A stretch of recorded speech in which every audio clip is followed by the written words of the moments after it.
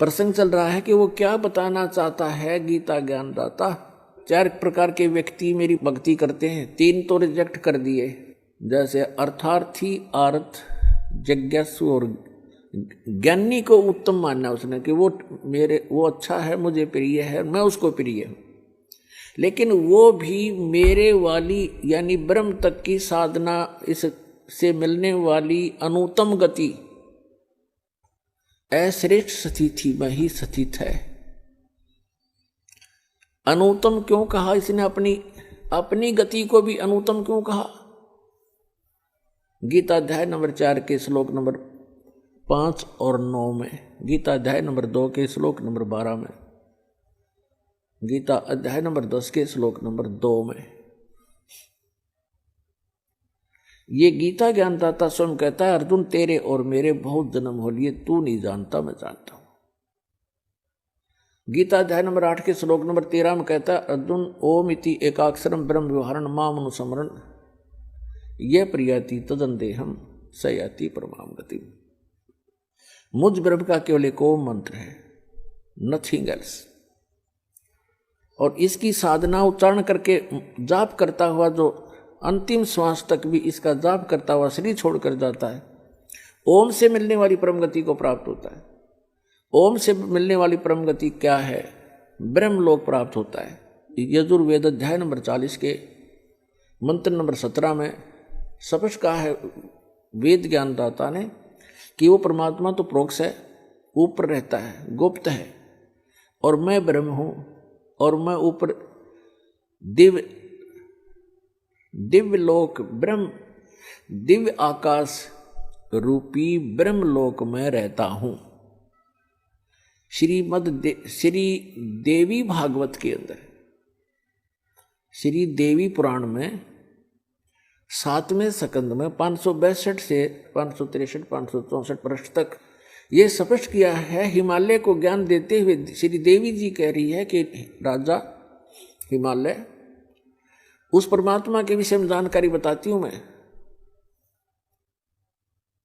उसका ओम नाम है, और उस ओम नाम को का जाप करके ब्रह्मलोक की प्राप्ति कर लेता है, ब्रह्म को प्राप्त होता है, और वो ब्रह्म ऊपर दिव्य आकाश रूपी ब्रह्मलोक में रहता है वो ब्रह्म,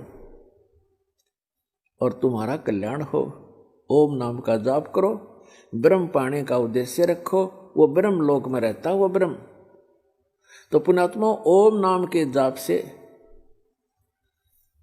ब्रह्मलोक प्राप्ति होती है। श्रीमद् भगवत गीता अध्याय नंबर 8 के श्लोक नंबर 16 में कहा कि अर्जुन, ब्रह्मलोक में गए हुए प्राणी भी पुनरावृत्ति में है। 8वें अध्याय के 13वें श्लोक में अपनी साधना का मंत्र बताते हैं कि इसके अतिरिक्त कोई मंत्र नहीं है, उसके अतिरिक्त कोई नाम जाप कराते हैं। कौन कौन से? ओम नमः शिवाय, ओम भगवते वासुदेव नमः आदि आदि ये मंत्र नहीं है, क्योंकि ये श्रीमद् भगवत गीता में नहीं लिखे हैं। 8वें अध्याय के 5 और 7 में ये खुद कहता है कि अर्जुन मेरी भक्ति कर, मुझे ही प्राप्त होगा, लेकिन युद्ध करना पड़ेगा, यह शांति नहीं हो सकती।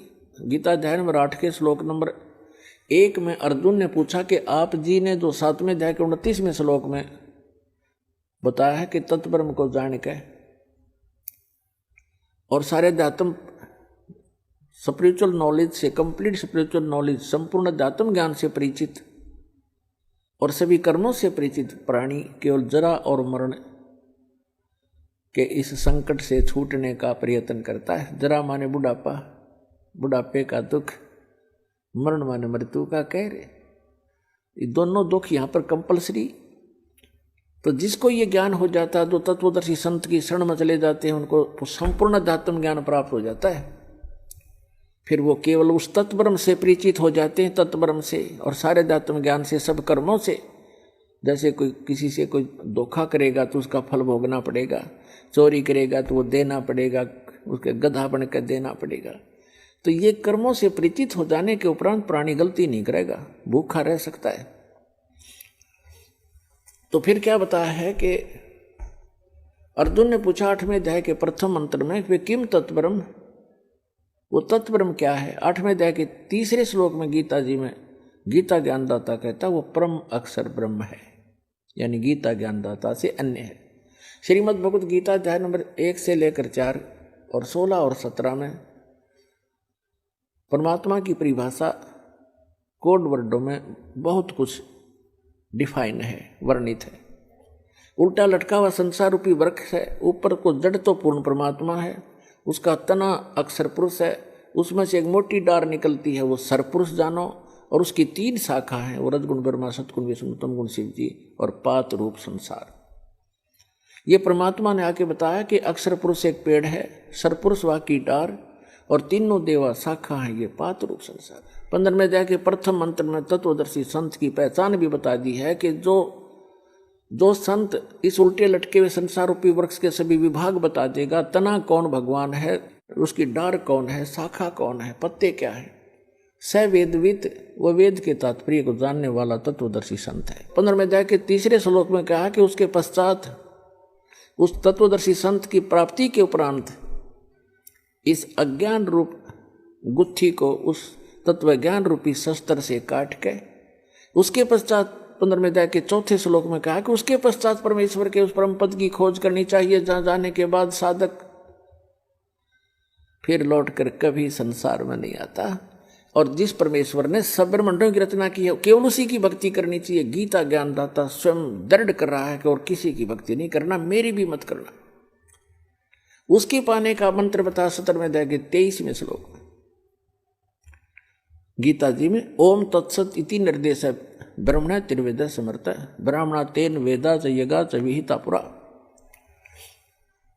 कि उस सच्चिदानंद घन ब्रह्म की यानी परम अक्षर ब्रह्म के पाने के 3 मंत्र के जाप का निर्देश है। निर्देश mean final direction, nothing else. 18वें अध्याय के 62वें श्लोक में कहा कि अर्जुन तू सर्वभाव से उस परमेश्वर की शरण में जा, उसकी कृपा से तू परम शांति को और सनातन परम धाम को प्राप्त होगा, शाश्वत स्थान को प्राप्त होगा, जहां जाने के बाद फिर कभी मृत्यु नहीं होती। श्रीमद् भगवद गीता अध्याय नंबर 8 के श्लोक नंबर 5 और 7 में तो अपनी साधना बताता है कि मेरी भक्ति कर मुझे प्राप्त होगा, युद्ध करना पड़ेगा, और युद्ध करना हुआ शांति नहीं। फिर गीता अध्याय नंबर 8 के श्लोक नंबर 8, 9, 10 में स्पष्ट कर दिया है कि जो उसकी भक्ति करता है, उस परम अक्षर ब्रह्म की भक्ति करता है, तत्वदर्शी संत की शरण में जाकर उसको प्राप्त होता है। अंत समय में भक्ति के बल से, इस भक्ति की कमाई से फिर 18वें अध्याय के 66वें श्लोक में निर्णायक ज्ञान दे दिया है। उसमें कह दिया कि सर्वधर्मान प्रीतज माम एकम शरणम व्रज अहम तवा सर्व पापे भयमोक्षामि मासुच। गीता ज्ञानदाता कहता है कि यदि तूने उस परमेश्वर की शरण में जाना है, जाने के बाद फिर लौट कर नहीं आना है, शाश्वत स्थान को प्राप्त करना है, तो मेरे सत्र की जितनी पूजाएं हैं वो मुझे छोड़ दे। ओम नाम का जाप, ये 5 यज्ञ हम इस काल के सत्र की करते हैं ताकि इसका ऋण देकर इसके यहाँ का, क्योंकि हम इसके होटल में रह रहे हैं, इसका कर्जा हम पर चढ़ रहा है। पहले हम क्या गलती करते रहे, ऋषि बनकर ओम नाम का जाप करते, यज्ञ करते कराते, हम ब्रह्मलोक में चले जाते, वहाँ इसका होटल है, वहाँ 25% चार्ज लेता, हमारे से सुविधा सारी दे देता, नाचने गाने सारे गंदे कर्म जो कहीं पृथ्वी पर ना उपलब्ध हो वहाँ होते हैं, और उसको ये स्वर्ग कहा करते, महास्वर्ग। हम अपनी पूंजी को वहाँ नाश करके और फिर पाप भी भोगते और फिर 84 लाख योनियों भोगते और यहीं धक्के खाते रहे। अब हम इस पूंजी को नष्ट नहीं करेंगे, अपनी जो भक्ति करें, हम इसको दे देंगे ब्रह्म को। इस श्वास के सतनाम में दो अक्षर का मंत्र है, एक ओम है, एक तत्, और सार नाम के अंदर फिर ये तीनों इकट्ठे हो जाते हैं। तो हम जो ओम नाम के जाप की कमाई इसको दे देंगे, ये ब्रह्म की है। ये स्वयं भी कहता 18वें अध्याय के 66वें श्लोक में, सर्वधर्मान परित्यज माम एकम शरणम व्रज, मेरे सत्र के सभी पूजाएं जो मेरे सत्र की भक्ति है वो धन मुझे दे दे, नू का नू, फिर मैं तुझे सब पापों से मुक्त कर दूंगा, फिर तू उसकी शरण में जा, मुझे कोई ऑब्जेक्शन नहीं। अब जैसे हमने किसी का कर्ज ले रखा हो और वो कहेगा भाई तुझे जब छोड़ूंगा तो मेरा कर्ज दे देगा, तो हम इसका कर्ज दे देंगे, छोड़ेगा, छोड़ना पड़ेगा इसको। तो स्वयं भी अपना वायदा करता है। तो इसके सतर की जो भक्ति है, हम त्रिकुटी पर जाकर परमात्मा आपके साथ होगा इस दास के रूप में और आपके सारे अकाउंट कराएगा।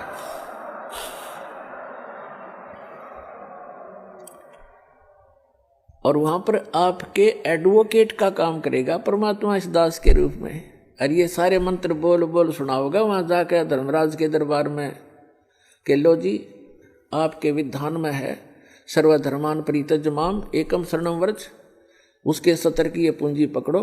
फिर वो बोलते नहीं, उनको विवश होकर के वह पूंजी जमा करनी पड़ती है, क्योंकि लीगल एडवाइजर साथ होता है, वो होता है भगवान खुद ही, और उनको मालूम हो जाता है। तो इस प्रकार पुण्यात्माओं किसी भी ऑफिस में आप जाते हो और आपका एडवोकेट साथ हो तो वो आधे वैसे डिप्रेस हो जाते हैं कि जानकार आदमी है, वो अटपट करोगे तो तुम्हारी फिर बात बिगड़ जाएगी।